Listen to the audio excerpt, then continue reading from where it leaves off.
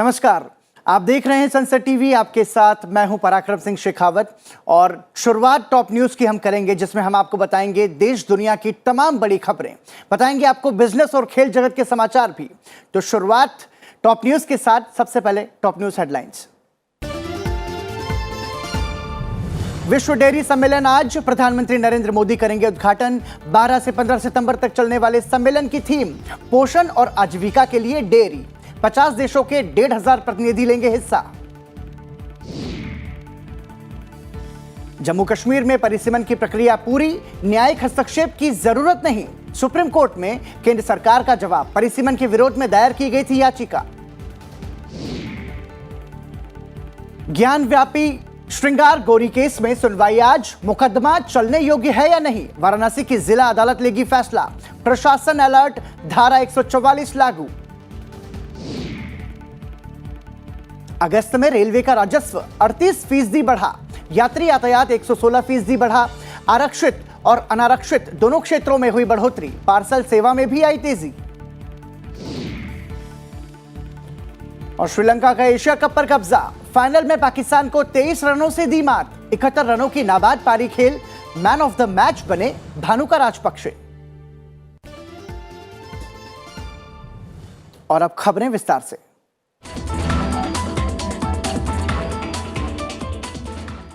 प्रधानमंत्री नरेंद्र मोदी आज सुबह लगभग 10:30 बजे इंडिया एक्सपो सेंटर और मार्ट अंतर्राष्ट्रीय डेयरी परिसंघ के विश्व डेयरी सम्मेलन 2022 का उद्घाटन करेंगे। सम्मेलन का विषय पोषण और आजीविका के लिए डेयरी रखा गया है। 12 से 15 सितंबर तक आयोजित इस सम्मेलन में वैश्विक और भारतीय डेयरी हितधारकों सहित शीर्ष डेयरी उद्यमी, विशेषज्ञ, किसान और नीति योजनाकार भाग लेंगे। 50 देशों के लगभग 1,500 प्रतिनिधि भी सम्मेलन में भाग ले रहे हैं। भारत में पिछली बार वर्ष 1974 में इस सम्मेलन का आयोजन किया गया था। ज्ञानवापी मस्जिद और श्रृंगार गौरी मामले का आज अहम दिन है। वाराणसी के ज्ञानवापी श्रृंगार गौरी मामले पर आज फैसला आ सकता है। ज्ञानवापी श्रृंगार गौरी केस में वाराणसी की जिला अदालत मुकदमा चलने योग्य है या नहीं, इस बात पर फैसला सुनाएगी। फैसला आने से पहले वाराणसी का प्रशासन पूरी तरह से अलर्ट हो गया है। पूरे कमिश्नरेट एरिया में धारा 144 भी लागू कर दी गई है। इसी के साथ संवेदनशील इलाकों में डोमिनेशन के तहत फ्लैग मार्च और फुट पेट्रोलिंग के निर्देश दिए गए हैं। दोनों पक्षों की सुनवाई पूरी हो चुकी है। काशी विश्वनाथ मंदिर और ज्ञानवापी मस्जिद को लेकर आधा दर्जन से ज्यादा मुकदमे अलग अलग कोर्ट में लंबित हैं। राष्ट्रीय जांच एजेंसी पंजाबी गायक सिद्धू मूसवाला की हत्या से जुड़े संदिग्ध आतंकी गिरोह के संबंध में तलाशी ले रही है। एनआईए की दिल्ली, एनसीआर, हरियाणा और पंजाब के विभिन्न स्थानों पर तलाशी जारी है। इससे पहले कल दिल्ली पुलिस की स्पेशल सेल नेपाल से गैंगस्टर लॉरेंस बिश्नोई के कुख्यात शार्प शूटर दीपक मुंडी और कपिल पंडित को गिरफ्तार कर चुकी है। दीपक मुंडी सिद्धू मूसेवाला के मर्डर केस में वांटेड था। और अब बात अगली खबर की करते हैं। सहकारिता मंत्री अमित शाह ने कहा है कि गुजरात का सहकारी क्षेत्र पूरे देश में सहकारिता के लिए एक रोल मॉडल है। गुजरात के अमरेली में बड़ी सहकारी कंपनियों की वार्षिक आम बैठक को संबोधित करते हुए केंद्रीय गृह मंत्री अमित शाह ने कहा कि प्राथमिक कृषि ऋण समितियों को बहुउद्देशीय बनाने के लिए सरकार कई नए नियम लेकर आ रही है। उन्होंने कहा कि अगले 5 वर्षों में इन समितियों की वर्तमान संख्या 65,000 से बढ़ाकर 3 लाख करोड़ करने की योजना है। इसके तहत विकसित बीज तैयार करने और उनके विपणन और जैविक उत्पादों के प्रमाणीकरण के लिए बहुराज्यीय सरकारी समितियां बनाने की योजना भी है। और गुलाम नबी आज़ाद की आप प्रतिक्रिया सुन रहे थे। आपको बता दें कि केंद्र सरकार ने कहा है कि जम्मू कश्मीर में परिसीमन की प्रक्रिया पूरी कर ली गई है। अब इसमें न्यायिक हस्तक्षेप की जरूरत नहीं है। केंद्र सरकार ने सुप्रीम कोर्ट में परिसीमन के विरोध में लगी याचिका पर जवाब देते हुए कहा है कि जम्मू कश्मीर में परिसीमन पर न्यायिक हस्तक्षेप की जरूरत नहीं है। सरकार ने परिसीमन अधिनियम 2002 के सेक्शन 10 का हवाला देते हुए कहा कि परिसीमन पर आयोग का आदेश होने के बाद और रिपोर्ट प्रकाशित होने के बाद इसे किसी भी तरह की चुनौती नहीं दी जा सकती। आपको बता दें कि जम्मू कश्मीर में आयोग के आदेश में राज्य में निर्वाचन क्षेत्रों के पुनर्निर्धारण और विधानसभा सीटों को 83 से 90 करना शामिल है। जिसके खिलाफ मामला सुप्रीम कोर्ट तक पहुंच गया है। याचिका पर सुनवाई करते हुए सुप्रीम कोर्ट ने सरकार से जवाब तलब किया था।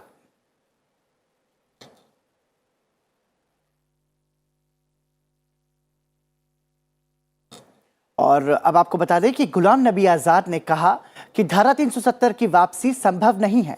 कांग्रेस छोड़कर नई पार्टी बनाने का ऐलान करने वाले वरिष्ठ नेता गुलाम नबी आजाद ने रविवार को एक रैली के दौरान स्पष्ट कह दिया कि अब जम्मू कश्मीर में अनुच्छेद 370 बहाल होने के सपने न देखें। उन्होंने कहा कि कश्मीरियों को झूठे सपने नहीं दिखाना चाहता, क्योंकि इसके लिए संसद में 2/3 बहुमत की जरूरत होगी। आजाद कांग्रेस छोड़ने के बाद कश्मीर में अपनी पहली जनसभा को संबोधित कर रहे थे। उन्होंने कहा कि आजाद को पता है कि क्या किया जा सकता है और क्या नहीं किया जा सकता। मैं या कांग्रेस पार्टी या फिर अन्य 3 क्षेत्रीय दल आपको आर्टिकल 370 वापस नहीं दिला सकते। ना तो टीएमसी चीफ ममता बनर्जी, ना ही डीएमके और ना ही शरद पवार। कोई भी आर्टिकल 370 फिर से नहीं लागू करवा सकता और जम्मू कश्मीर को विशेष राज्य का दर्जा नहीं दिलवा सकता। उन्होंने कहा, ऐसी बातों को लेकर हमें नारेबाजी करने की अब जरूरत नहीं है, जो कि हम कर नहीं सकते। हाँ, बीजेपी से 370 आप करा सकते हो तो जाओ सब बीजेपी। अगर वो 370 देता, लेकिन मैं नहीं दिला सकता, कांग्रेस पार्टी नहीं दिला सकती, कोई रीजनल पार्टी नहीं दिला सकती। को ममता जी दिला सकती, को ये क्या कहते हैं डीएमके दिला सकती, शरद पवार दिला सकता, नहीं दिला सकता। तो गुलाम नबी आजाद ने स्पष्ट कह दिया कि अब जम्मू कश्मीर से अनुच्छेद 370 को कोई नहीं हटा सकता। और अब बढ़ते हैं अगली खबर की ओर। शिप बिल्डर्स लिमिटेड एमडीएल ने 17A परियोजना के तीसरे युद्धपोत तारागिरी का जलावतरण किया। पोत को भारतीय नौसेना के नौसेना डिजाइन ब्यूरो ने डिजाइन किया है। यह पोत 149 मीटर से अधिक लंबा और 17 मीटर से अधिक चौड़ा है। इस पोत को 2 गैस टर्बाइनों और मुख्य डीजल इंजन से संचालित किया जाएगा। इसे लगभग 28 समुद्री मील से अधिक की रफ्तार से चलाने के लिए डिजाइन किया गया है। यह युद्धपोत अगस्त 2025 तक नौसेना को प्राप्त होने की आशा है। स्वदेशी रूप से डिजाइन किए गए तारागिरी में अत्याधुनिक हथियार, सेंसर, एक उन्नत कार्रवाई सूचना प्रणाली मौजूद होगी। इसे सतह से सतह पर मार करने वाली सुपरसोनिक मिसाइल प्रणाली से सुसज्जित किया जाएगा। स्वदेशी रूप से विकसित triple tube light weight torpedo launcher और रॉकेट लॉन्चर जहाज के पनडुब्बी रोधी क्षमता को और मजबूती प्रदान करेगा। और अब आईआईटी की प्रवेश परीक्षा से जुड़ी खबर। आईआईटी प्रवेश परीक्षा जेईई एडवांस के परिणाम घोषित हो गए हैं। आईआईटी प्रवेश परीक्षा जेईई एडवांस के नतीजे रविवार को घोषित किए गए, जिसमें बॉम्बे जोन के आर.के. शिशिर ने 360 में से 314 अंक हासिल कर शीर्ष स्थान हासिल किया है। वहीं दिल्ली की तनिष्का काबरा 277 अंकों के साथ महिला उम्मीदवारों में शीर्ष पर हैं। उनकी अखिल भारतीय रैंक 16 है। साथ ही शीर्ष 10 रैंक धारकों में से 5 आईआईटी मद्रास क्षेत्र से हैं। इनमें पोलू लक्ष्मी साई लोहित रेड्डी, थॉमस बीजू चिराम वेलिल, वांगपल्ली साई सिद्धार्थ, पोलीसेट्टी कार्तिकेय और धीरज कुरुकुंडा शामिल हैं। भारतीय और चीनी सेनाओं के गोगरा हॉट स्प्रिंग्स क्षेत्र में पेट्रोलिंग पॉइंट 15 से हटने की संभावना के बीच सेना प्रमुख जनरल मनोज पांडे ने रविवार को लद्दाख सेक्टर में भारतीय वायुसेना के अपाचे लड़ाकू हेलीकॉप्टर से उड़ान भरी। जनरल मनोज पांडे ने रविवार को पूर्वी लद्दाख में समग्र सुरक्षा स्थिति की व्यापक समीक्षा भी की। भारतीय और चीनी सेनाओं के गोगरा हॉट स्प्रिंग्स क्षेत्र में पेट्रोलिंग पॉइंट 15 से आज पूरी तरह हट जाने की संभावनाएं हैं। और बात अब अगली खबर की। विदेश मंत्री एस जयशंकर ने रविवार को सऊदी अरब के अपने समकक्ष प्रिंस फैजल बिन फरहान के साथ सार्थक चर्चा की। बैठक में दोनों नेताओं ने वर्तमान वैश्विक राजनीतिक और आर्थिक मुद्दों पर बातचीत की। साथ ही दोनों नेता G20 और अन्य बहुपक्षीय संगठनों के साथ मिलकर काम करने पर भी सहमत हुए। इस दौरान भारत और अन्य जीसीसी के 6 क्षेत्रीय देशों के बीच एक समझौता ज्ञापन पर हस्ताक्षर किए गए। इससे पहले विदेश मंत्री ने गल्फ कॉपरेशन काउंसिल के महासचिव नायब फलाह मुबारक अल हजरफ के साथ एक महत्वपूर्ण बैठक की। इस दौरान दोनों के बीच कई महत्वपूर्ण मुद्दों पर विचार विमर्श हुआ। जयशंकर सऊदी अरब के साथ भारत के संबंधों को और मजबूत करने के तरीकों पर चर्चा करने के लिए 3 दिवसीय यात्रा पर शनिवार को रियाद पहुंचे थे। विदेश मंत्री के रूप में यह सऊदी अरब की उनकी पहली यात्रा है। और इस खबर के साथ फिलहाल रुक रहे हैं एक छोटे से ब्रेक के लिए। ब्रेक के बाद आपको बताएंगे अंतर्राष्ट्रीय जगत की बड़ी खबरें और खेल समाचार भी। बने रहिए हमारे साथ।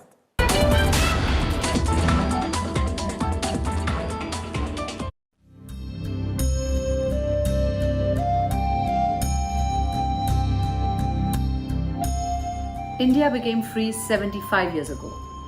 We all know we have fundamental rights. Do you also know that we have fundamental duties?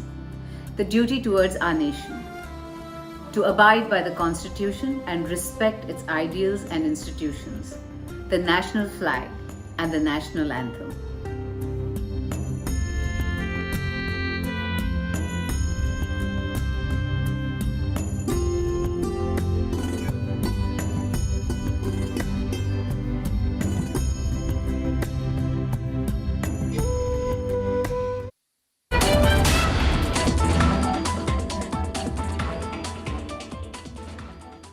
Break के बाद एक बार फिर आपका स्वागत। आप देख रहे हैं टॉप न्यूज और इससे पहले कि हम अंतर्राष्ट्रीय खबरों की ओर रुख करें, एक नजर डालते हैं टॉप 10 हेडलाइंस पर। प्रधानमंत्री नरेंद्र मोदी शंघाई सहयोग संगठन एससीओ के राष्ट्राध्यक्षों की परिषद की 22वीं बैठक में भाग लेने के लिए 15 सितंबर को उज्बेकिस्तान के समरकंद की 2 दिवसीय यात्रा पर जाएंगे। एससीओ शिखर सम्मेलन में एससीओ सदस्य देशों के नेता, पर्यवेक्षक देश, एससीओ के महासचिव, एससीओ क्षेत्रीय आतंकवाद निरोधी ढांचे के कार्यकारी निदेशक, तुर्कमेनिस्तान के राष्ट्रपति और अन्य आमंत्रित अतिथि भी शामिल होंगे। लोकसभा अध्यक्ष ओम बिरला आज राजस्थान कोटा में राष्ट्रीय रक्षा एमएसएमई सम्मेलन और प्रदर्शनी का उद्घाटन करेंगे। शंकराचार्य स्वामी स्वरूपानंद सरस्वती का 99 वर्ष की आयु में निधन हो गया। उन्होंने नरसिंहपुर के श्रीधाम झोटेश्वर आश्रम में अंतिम सांस ली। आज उनका अंतिम संस्कार होगा। प्रधानमंत्री नरेंद्र मोदी ने स्वामी स्वरूपानंद सरस्वती के निधन पर शोक व्यक्त करते हुए उनके अनुयायियों के प्रति गहरी संवेदना व्यक्त की है। प्रधानमंत्री नरेंद्र मोदी को उपहार में दी गई 1200 से अधिक वस्तुओं की नीलामी 17 सितंबर से की जाएगी और इसमें होने वाले आय नमामि गंगे मिशन को दी जाएगी। नीलामी वेब पोर्टल pmmementos.gov.in के माध्यम से आयोजित की जाएगी और ये नीलामी 2 अक्टूबर तक समाप्त होगी। दिल्ली के उपराज्यपाल विनय कुमार सक्सेना ने डीटीसी की 1000 लो फ्लोर बसों की खरीद में भ्रष्टाचार की शिकायत केंद्रीय अन्वेषण ब्यूरो सीबीआई को भेजने के प्रस्ताव को मंजूरी दी है। इस वर्ष जून में उपराज्यपाल से शिकायत की गई थी कि दिल्ली परिवहन निगम की ओर से बसों की निविदाओं और खरीद के लिए बिना समिति के अध्यक्ष के रूप में परिवहन मंत्री की नियुक्ति पूर्व नियोजित तरीके से की गई थी। सामाजिक न्याय और अधिकारिता मंत्रालय राष्ट्रीय कैडेट कोर के कैडेट्स के साथ संवाद और नशीली दवाओं के दुरुपयोग के विरोध शपथ प्रदर्शन कार्यक्रम का आज दिल्ली में आयोजन करेगा। रक्षा मंत्री राजनाथ सिंह के साथ सामाजिक न्याय और अधिकारिता मंत्री डॉक्टर वीरेंद्र कुमार संयुक्त रूप से संवाद कार्यक्रम की अध्यक्षता करेंगे। दिल्ली विश्वविद्यालय आज से साझा सीट आवंटन प्रणाली पोर्टल की शुरुआत के साथ स्नातक पाठ्यक्रमों के लिए प्रवेश प्रक्रिया शुरू करेगा। CSAS के माध्यम से प्रवेश 3 चरणों में आयोजित किया जाएगा, जिसमें पहला CAS 2022 आवेदन पत्र जमा करना, दूसरा चरण कार्यक्रमों का चयन और वरीयता निर्धारण और तीसरा चरण सीट आवंटन और दाखिला है। केंद्रीय वन, पर्यावरण एवं जलवायु परिवर्तन मंत्री भूपेंद्र यादव ने स्पष्ट किया है कि कूनो पालपुर राष्ट्रीय उद्यान में नामीबिया और दक्षिण अफ्रीका से अलग अलग चरणों में 25 से ज्यादा चीते लाए जाएंगे, जिनमें शुरुआत में 8 चीते इस उद्यान में 17 सितंबर को पहुंचेंगे। भारतीय क्रिकेट कंट्रोल बोर्ड के संविधान में संशोधन करने की याचिका पर सुप्रीम कोर्ट आज सुनवाई करेगा। यह मामला समय की कमी के कारण कई बार स्थगित किया गया था, लेकिन अब सुप्रीम कोर्ट ने इस मामले में सुनवाई के लिए तैयारी पूरी कर ली है। पाकिस्तान में बलूचिस्तान के एक छोटे से गांव में एक हिंदू मंदिर में लगभग 200 से 300 बाढ़ पीड़ितों को भोजन और आश्रय प्रदान कराया जा रहा है और इसके जरिए इंसानियत और नेक दिली का परिचय दिया गया है। कच्छी जिले के जलाल खान गांव में ऊंचाई पर स्थित होने के कारण बाबा माधोदास मंदिर बाढ़ के पानी से बचा हुआ है। ऐसे में ये मंदिर इस मुश्किल समय में बाढ़ प्रभावित लोगों के लिए एक आश्रय स्थल बन गया है। और टॉप 10 हेडलाइंस के बाद अब नजर डालते हैं अंतर्राष्ट्रीय खबरों पर। अंतिम संस्कार से पहले महारानी एलिजाबेथ द्वितीय के पार्थिव शरीर को 24 घंटों के लिए सेंट गिल्स कैथेड्रल एडिनबरा में रखा जाएगा। यहां पर कई दिग्गज गणमान्य सहित आम लोग महारानी एलिजाबेथ के पार्थिव शरीर के दर्शन कर सकेंगे। इसके बाद 19 सितंबर को वेस्टमिंस्टर एबे में महारानी का अंतिम संस्कार किया जाएगा। उनके अंतिम संस्कार के दिन देश भर में अवकाश रहेगा। महारानी के अंतिम संस्कार में अमेरिका के राष्ट्रपति जो बाइडेन सहित तमाम वैश्विक नेता पहुंचकर श्रद्धांजलि देंगे। आपको बता दें कि बाइडेन एकमात्र प्रमुख व्यक्ति नहीं है जो रानी के अंतिम संस्कार में शामिल होंगे। अन्य यूरोपीय सम्राटों, राष्ट्रपतियों और प्रधानमंत्रियों के शामिल होने की भी उम्मीद है। और अब बात रूस यूक्रेन युद्ध की। रूस यूक्रेन युद्ध को 6 महीने हो गए हैं। इस बीच यूक्रेनी सैनिकों ने रूस को करारा झटका दिया है। यूक्रेनी सैनिक रूस के मजबूत कब्जे वाले खार्किव प्रांत के इजियम शहर में दाखिल हो गए हैं। इस बीच रूसी रक्षा मंत्रालय ने खार्किव से अस्थायी तौर पर अपने सैनिकों को वापस बुला लिया है। रूस के लिए मार्च में कीव गंवाने के बाद इसे दूसरा सबसे बड़ा झटका माना जा रहा है। यूक्रेन के अधिकारियों ने आरोप लगाया है कि पीछे हट रही रूसी सेना ने नागरिकों पर हमले शुरू कर दिए हैं, जिसमें खार्किव में एक थर्मल पावर स्टेशन सहित नागरिक बुनियादी ढांचे शामिल हैं। इससे व्यापक ब्लैकआउट हुआ है।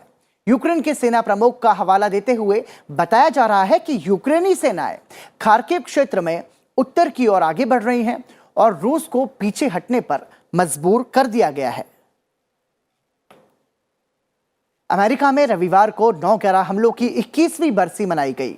इस मौके पर अमेरिका के लोगों ने नम आंखों के साथ श्रद्धांजलि अर्पित की। इस मौके पर अमेरिका के राष्ट्रपति जो बाइडेन ने हमले में मारे गए लोगों को याद किया। जो बाइडेन ने कहा कि वर्ल्ड ट्रेड सेंटर पर हुए हमले में मारे गए लोगों को वो कभी नहीं भूल पाएंगे। वो आतंकवाद से कभी भी हार नहीं मानेंगे। We'll never forget.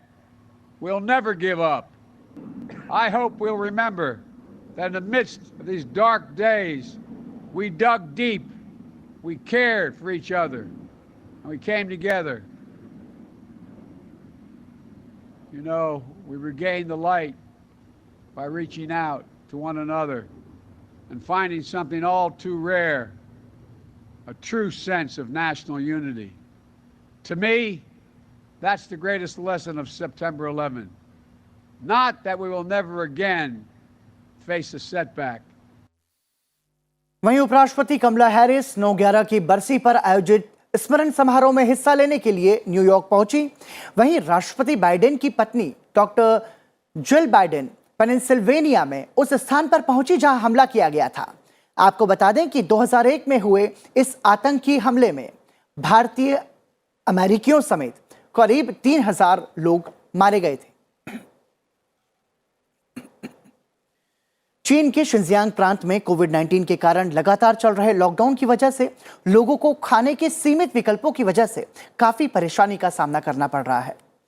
पश्चिम चीन के यिनिंग शहर में कोरोना महामारी के चलते 1 महीने से चल रहे लॉकडाउन के कारण भोजन, दवा और अन्य महत्वपूर्ण आपूर्ति की कमी हो गई है।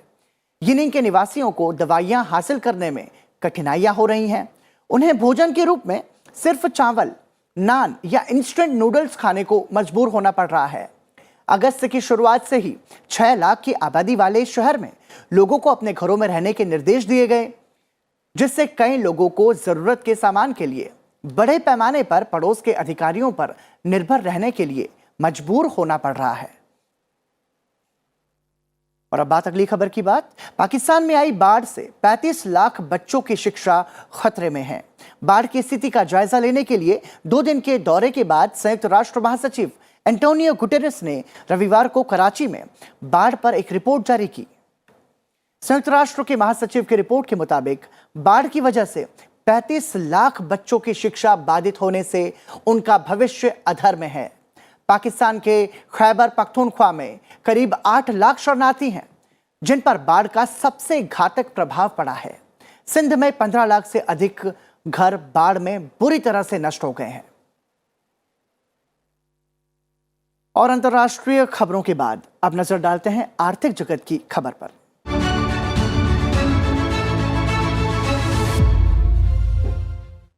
रेलवे के राजस्व में 38% की बढ़ोतरी हुई है। भारतीय रेलवे का कुल राजस्व अगस्त 2022 में अंत में 38% बढ़कर लगभग 95,486 करोड़ रुपए हो गया। यह आंकड़ा एक साल पहले की समान अवधि में लगभग 26,271 करोड़ रुपए था। रविवार को एक आधिकारिक बयान में यह जानकारी दी गई। बयान में कहा गया कि समीक्षाधीन अवधि में यात्री यातायात से राजस्व लगभग 25,276 करोड़ रुपए था, जो कि सालाना आधार पर 116% वृद्धि को दर्शाता है। एक साल पहले यह आंकड़ा करीब 13,574 करोड़ रुपए था। आरक्षित और अनारक्षित दोनों खंडों में पिछले साल की तुलना में यात्री यातायात में वृद्धि हुई है। रेलवे ने कहा कि लंबी दूरी की आरक्षित मेल एक्सप्रेस ट्रेनों की वृद्धि दर उपनगरीय रेलगाड़ियों की तुलना में अधिक रही है। अन्य कोचिंग राजस्व करीब 2,437 करोड़ रुपए रहा, जो पिछले साल की इस अवधि की तुलना में 50% ज्यादा है। बयान में यह भी कहा गया है कि पार्सल खंड में मजबूत वृद्धि देखी गई है। इस साल अगस्त के अंत तक माल राजस्व लगभग 10,780 करोड़ रुपए यानी कि 20% बढ़कर करीब 65,505 करोड़ रुपए का हो गया है। और आइए अब नजर डालते हैं शेयर बाजार पर। आज सेंसेक्स 119.15 अंकों की बढ़त के साथ 59,912.29 पर खुला। वहीं निफ्टी 57.50 अंकों की बढ़त के साथ 17,890.85 अंक पर खुला। और शेयर बाजार के अपडेट के बाद अब बात करते हैं खेल जगत से जुड़ी बड़ी खबरों की।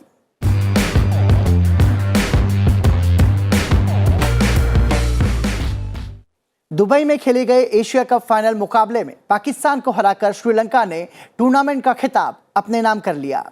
पहले बल्लेबाजी करने उतरी श्रीलंका की टीम ने 20 ओवर में 6 विकेट खोकर 170 रन बनाए, जिसमें राजपक्षे के बल्ले से निकली नाबाद 71 रनों की पारी शामिल है।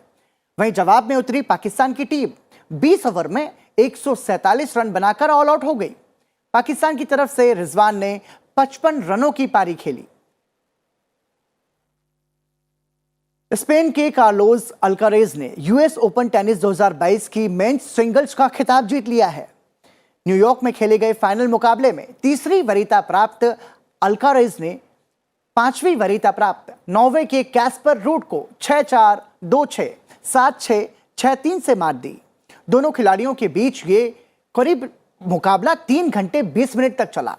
19 साल के कार्लोस अल्कारेज के करियर का यह पहला ग्रैंड स्लैम खिताब है। इस जीत के साथ ही कार्लोस अल्कारेज मेंस सिंगल्स में दुनिया के नंबर 1 प्लेयर बन गए हैं। खास बात यह है कि अल्कारेज साल 1971 के बाद एटीपी रैंकिंग में नंबर 1 रैंक हासिल करने वाले सबसे कम उम्र के खिलाड़ी हैं। और अब बात करते हैं एक खास खबर की। राजस्थान में पहली बार गवरी महाकुंभ का आयोजन हुआ। आदिवासी अंचल के बीच बसे उदयपुर में आयोजित इस लोकनाट्य और नृत्य में 21 गवरी टीमों के कलाकारों ने अपनी कला का प्रदर्शन करते हुए नाटक मंचन किए। 1800 से ज्यादा कलाकारों ने सुबह से शाम तक दर्जन भर नाटक का मंचन किया और लोगों का मनोरंजन किया। इस गवरी को देखने के लिए हजारों लोगों की भीड़ पहुंची। और चलते चलते आपको छोड़े जाते हैं 12 सितंबर यानी कि आज की तारीख से जुड़े इतिहास के साथ। इसी के साथ मुझे दीजिए इजाजत। देखते रहिए सनसेट टीवी। नमस्कार। 12 सितंबर साल 1966 में मिहिर सेन ने डार्डेनेल्स स्ट्रेट यानी जलडमरू मध्य को तैरकर पार किया। ऐसा करने वाले वे दुनिया के पहले व्यक्ति थे। इससे पहले साल 1958 में इंग्लिश चैनल पार करने वाले मिहिर सेन भारत के ही नहीं बल्कि एशिया के पहले तैराक थे। मिहिर सेन पेशे से वकील थे। उन्हें साल 1959 में पद्मश्री और साल 1967 में पद्म भूषण पुरस्कार से नवाजा गया।